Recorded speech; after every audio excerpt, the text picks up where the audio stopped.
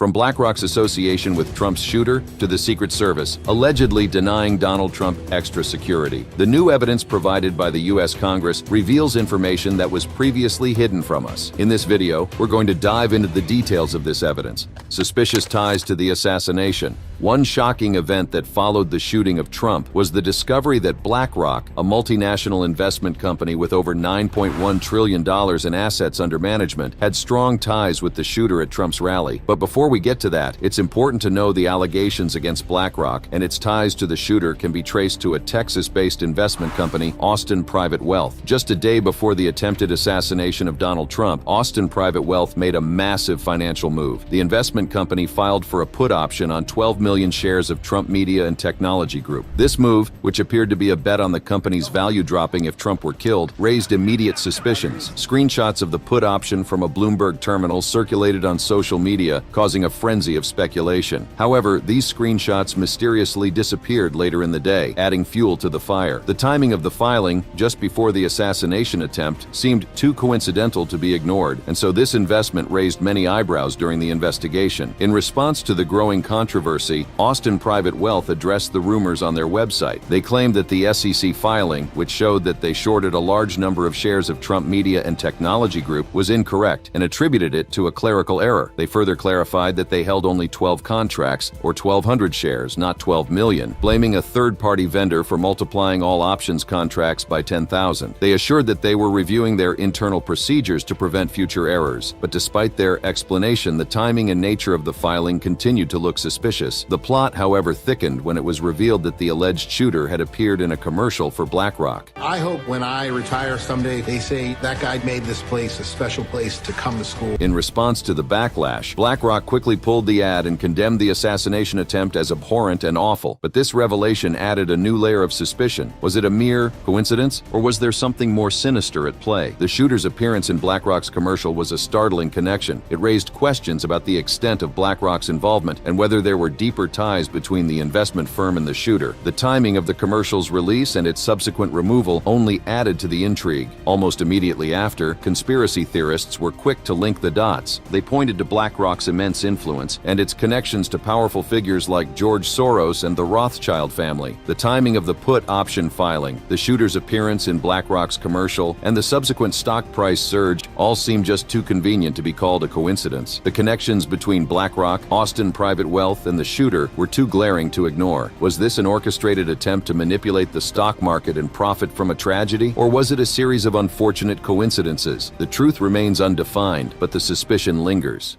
Events before the shooting.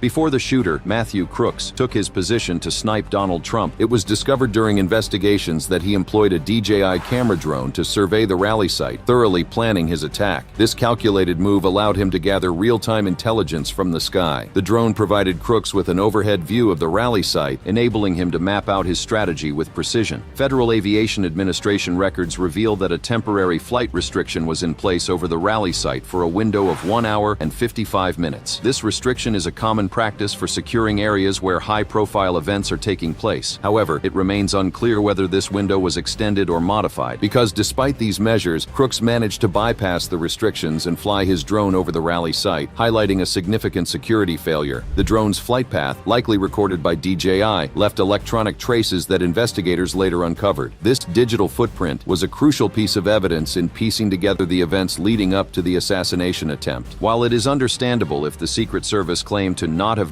seen the drone in the area before the shooting, one questionable detail is the fact that the Secret Service had spotted a shooter targeting Donald Trump 20 minutes before the first shots were fired, yet they did nothing about it. To fully understand the gravity of the events that happened on July 13th, we need to delve into the detailed timeline of the shooting and the response of the Secret Service. At 5:10 p.m., Thomas Matthew Crooks was first identified as a person of interest. He was seen acting suspiciously near the rally site. By 5:30 p.m., Crooks was spotted with a rangefinder, a device used to measure distance. At 5:52 p.m., Secret Service snipers positioned on rooftops around the rally site spotted Crooks on the roof of the American Glass Research Building. This building was outside the security perimeter, but offered a clear line of sight to the rally stage where Trump would soon be speaking. At 6:02 p.m., Donald Trump took the stage to address his supporters. The crowd was unaware of the imminent danger lurking above. Just 10 minutes later, at 6:12 p.m., Crooks fired his first shots. Luckily, the Secret Service counter-snipers reacted acted with remarkable speed, taking down Crooks just 26 seconds after the first shot was fired. Although the Secret Service sniper was quick in his response and neutralized the threat swiftly, it's important to note that all of this would have been avoided if they had just arrested or at least questioned him when he was first spotted. Speaking of events that happened before the shooting, the shooter's father, Matthew Crooks Sr., was deeply worried about his son and made a call to the police when couldn't find him. His son, Matthew Crooks Jr., had been acting increasingly erratic and had disappeared without any advance notice. This call, made out of desperation, was intended to alert authorities to a potential crisis. Matthew Crooks Sr. informed the police that his son had vanished and expressed his fears about his mental state. He mentioned that his son had a history of major depressive disorder and had been behaving unpredictably. All of this were signs of the disaster that was about to unfold, leaving many to wonder if all could have been prevented had the warning been taken seriously. These new findings about his mental health and unpredictability begin to make even greater sense when we take a look at the mind of Matthew Crooks, the 20-year-old assassin,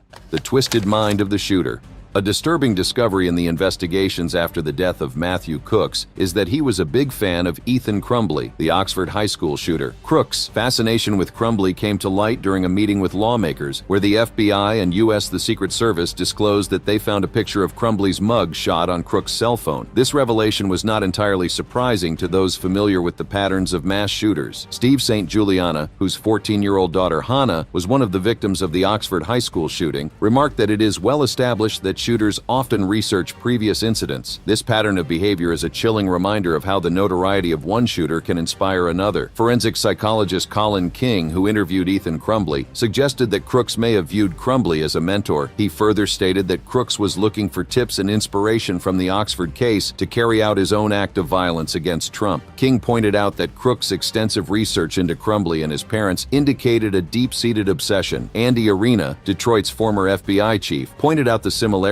between Crooks and Crumbley. Both young men appeared to struggle to fit in and battled mental health issues. The FBI and Secret Service discovered that Crooks had searched for information on major depressive disorder and depressive crisis treatment, conditions that Crumbley was also diagnosed with. This parallel between their mental health struggles adds another layer to the story, highlighting the often overlooked issue of untreated mental illness. The weapons used in both incidents also draw a striking similarity. Crooks used a gun owned by his father to attempt to kill Trump, while Crumbley used a gun bought by his father to carry out the Oxford High School shooting. Crooks' extensive online searches for major political figures and their events further illustrate his thorough planning. He searched for the date and location of the Democratic National Convention and the Butler-Trump rally, where he ultimately carried out his attack. His actions resulted in the death of firefighter Corey Comparatore and injuries to 2 other rally attendees. This level of planning and the choice of a high-profile target suggests that Crooks was seeking the same kind of notoriety that Crumbley had achieved. But it doesn't end there. The investigation grows even darker with a discovery that 5 years ago, a seemingly ordinary high school student from Bethel Park High School in Pennsylvania made a threat that would later foreshadow a much darker future. At just 15 years old, Crooks threatened to shoot up his school, a warning that was dismissed by officials but remembered vividly by his classmates. This threat, coupled with relentless bullying and isolation, set the stage for a horrifying act of violence that would shock the nation. "Don't come to school tomorrow." The Post hinted at bombs being placed in the cafeteria bathrooms, creating an atmosphere of fear and uncertainty among the students. Vincent Taormina, a classmate of Crooks, vividly recalled the day the threat was made. "Half of us just didn't come to school the next day. I didn't," he said. The fear was real as many students chose to stay home, unsure of what might happen. But despite the gravity of the threat, the school administration dismissed it, failing to take any significant action. This decision would later be identified as a missed opportunity to intervene in Crooks' troubled life. Crooks' high school years were marked by rejection and exclusion. He was barred from joining extracurricular activities, including the school's rifle team. Despite his interest, he was told not to come back after his initial tryout. This rejection was a significant blow to Crooks, who was already struggling with major depression disorder, as later revealed by criminologist Dr. John Sensich from Penn West University. The constant teasing and isolation only deepened his sense of alienation and resentment. The FBI's investigation into Crooks' past also revealed the chilling similarities between his high school threat and the assassination attempt. attempt. Explosive devices were found in Crook's car, parked near the rally grounds, mirroring the bomb threat he made in high school. This connection has become a focal point of the investigation in determining his motives. On the other hand, some other shocking discoveries were made. The FBI launched an exhaustive investigation, scouring Crook's cell phone, computer, home, and car for any clues. What they found was both shocking and puzzling. Among the many things they found were photos on Crook's phone of former President Donald Trump, President Joe Biden, Attorney General Merrick Garland, and FBI Director Chris Wray. These images raised immediate questions about whether these high-profile figures were potential targets in a broader, more sinister plan. Special Agent Kevin Rojek, in charge of the Pittsburgh field office, addressed the media, stating, "We have no indication of any mental health issues." This statement came despite the fact that Crooks had searched for information about major depressive disorder. Investigators have not yet determined whether he was actually diagnosed with the disorder, adding another layer of complexity to the case. As news of the shooting spread, social media platforms were flooded with speculation and conspiracy theories. One of the most sensational claims involved a supposed Instagram account belonging to Crooks, which allegedly contained a bio stating, "Praise the Lord in my quest to end Epstein's sick, evil empire, PA born and bred." This claim quickly gained traction, with many believing it to be evidence of Crooks' vigilante plans. However, multiple fact-checkers, including PolitiFact, debunked this claim. The Instagram account in question was revealed to be a fake, created by an ex-user who had previously pretended to be Crooks. Meta spokesperson Dave Arnold confirmed that the account was a copycat and had been removed for violating the platform's policies. Despite this, the narrative of Crooks as a vigilante on a mission persisted, fueled by the sensational nature of the supposed bio. The FBI launched a comprehensive investigation into the shooting, seeking to uncover Crooks's true motivations and any potential connections to larger conspiracies. So far,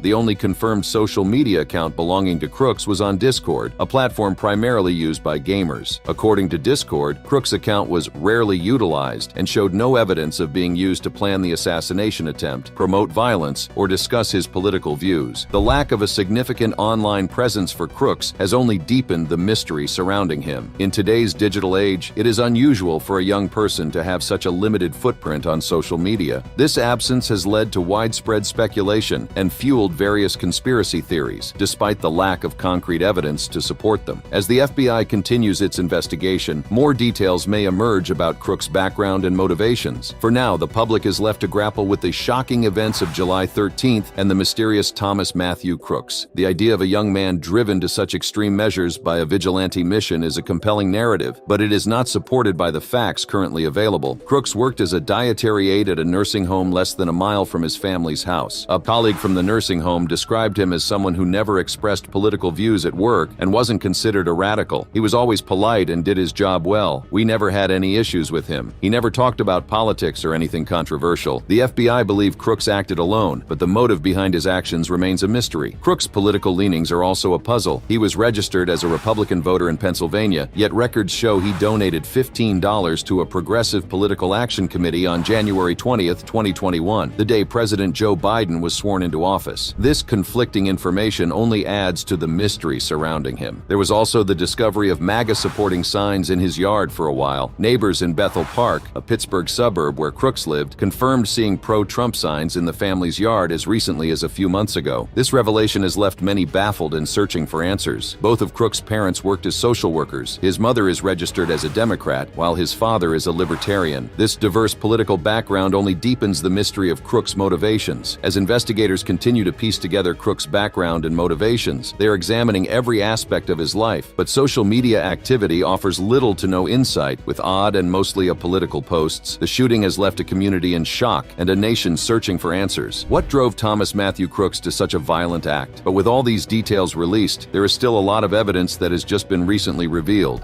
Puzzling evidence released after the shooting.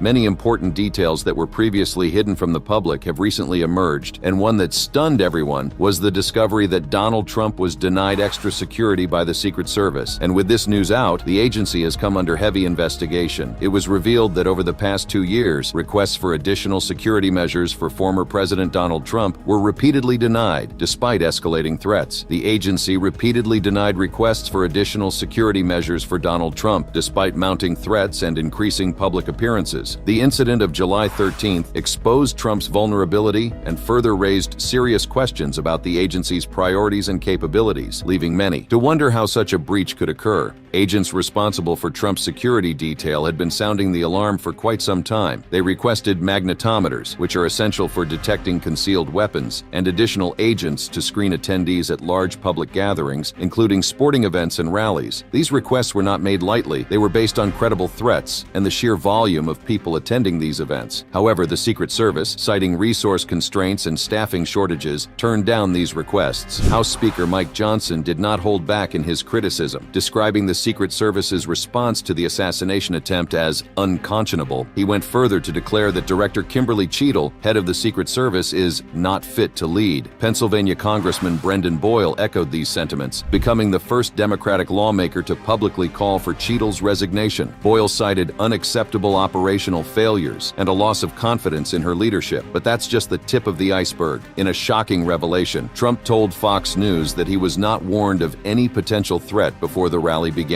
According to Trump, Crooks was identified as a person of interest almost an hour before the rally, yet no one informed him of the danger. Wyoming Senator John Barrasso, who attended briefings with lawmakers, confirmed that Crooks was deemed suspicious due to his possession of a rangefinder and backpack. Snipers spotted Crooks on the roof 10 minutes before the rally started and 20 minutes before the first shots were fired. Trump expressed his frustration, questioning how Crooks managed to get on the roof and why he was not reported sooner. Surprisingly, the Secret Service, in a statement provided to USA Today, acknowledged that they had turned down requests for additional resources. Spokesman Anthony Guglielmi stated that in instances where the agency could not provide extra resources, they supplemented security with state and local law enforcement. He emphasized that the Secret Service works in a dynamic threat environment and employs a comprehensive strategy to balance personnel, technology, and specialized operational needs. However, this statement contradicts previous claims made by the agency. On the day after the shooting, Guglielmi had asserted that it was untrue that additional security resources were denied. He took to X, formerly known as Twitter, to refute the claims, stating that the agency had, in fact, added protective resources, technology, and capabilities in response to the increased campaign travel tempo. The Department of Homeland Security, which oversees the Secret Service, also weighed in on the controversy. Secretary Alejandro Mayorkas labeled the accusations as baseless and irresponsible, asserting that the denials were totally false. The denials of additional security for Trump, coupled with the tragic events in Pennsylvania, have raised serious questions about the Secret Service's ability to fulfill its mission. The agency, once revered for its unwavering dedication to protecting American leaders, now faces a crisis of confidence. The outcome of this controversy will undoubtedly shape the agency's future and its approach to protecting those under its charge. To add fuel to this fire, an anonymous online post by an author who describes himself as Jonathan Willis says he is the U.S. The Secret Service sniper who killed the suspect in the assassination attempt of Donald Trump has been shared widely online. He claimed he had the assassin in his sight for at least 3 minutes, but the head of the Secret Service refused to give the order to take him out. However, the U.S. Secret Service spokesperson Nate Herring said nobody by the name Jonathan Willis is employed by the agency. But that little seed of doubt was already flamed into a huge furnace on the internet, and the agency further lost trust with the people. Like this X post with over 27,000 views that reads, "There's a good chance that the Secret Service was supposed to let that guy kill Trump and then kill him. They didn't react until Trump was hit. The police were told about the shooter before he even took a shot. If the Secret Service shot him that quick, that means he already had him in his sights." A video of eyewitnesses at the rally further back this point. Police are down there running around on the ground. We're like, hey man,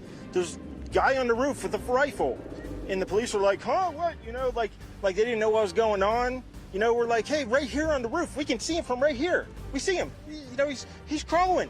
A full breakdown on the timeline of the events of that also verifies these claims. At 5 p.m., a young man is seen pacing around the edges of the rally area, looking at the buildings, acting suspicious. Rally members capture his image on their cell phone. At 5:20 p.m., local law enforcement officers took notice of Crooks, who was carrying a backpack and a rangefinder. They radioed their concerns and snapped a photo of him. However, Crooks vanished shortly after, and the image was circulated among officers stationed outside the security perimeter. At 5:40 p.m., law enforcement enforcement spotted that man again, about 20 minutes before the shooting. 6:02, Trump takes the stage to the strains of "God Bless the USA." He waves at the cheering crowd and begins his rally speech. As Trump is speaking, Secret Service two-person sniper teams can be seen positioned on rooftops behind the stage, looking in opposite directions. At around 6:09, witnesses reported seeing a man climbing onto the roof of a one-story building closest to the stage. He then set up his AR-style rifle and lay on the rooftop, a detonator in his pocket to set off crude explosive devices that are stashed in his car parked nearby. The roof where Crooks lay was an estimated 147 yards, 135 meters, from where Trump was speaking. 6:11, Trump, still speaking, turns to his right to point towards a screen displaying border-crossing numbers when 3 shots are heard. As the first shot rings out, Trump says, "Oh," raises his hand to his right ear and looks at it before quickly crouching to the ground behind his lectern. Secret Service agents rush to the stage and pile atop Trump to shield him. Rally-goers scream, crouch down, and run away as heavily armed law enforcement officers surround the stage. Seconds after the first 3 shots, 5 more shots ring out in rapid succession. Unfortunately, Corey Comparatore, a 50-year-old former fire chief attending the rally, is shot and killed. Pennsylvania Governor Josh Shapiro said Comparatore used his body as a shield to protect his wife and daughter. 2 other spectators were severely wounded. Trump obviously survived only by the luck that his head was slightly turned to the left. A diagram shows that his fortunate tilt at the right moment was the saving grace, causing the bullet to clip his ear instead of striking his head. As the investigation into the Trump shooter continues, we can only hope that the Secret Service and government agencies do their due diligence and expose any other hidden evidence in this case. If you enjoyed watching this video, click on one of the boxes on your screen to watch similar content.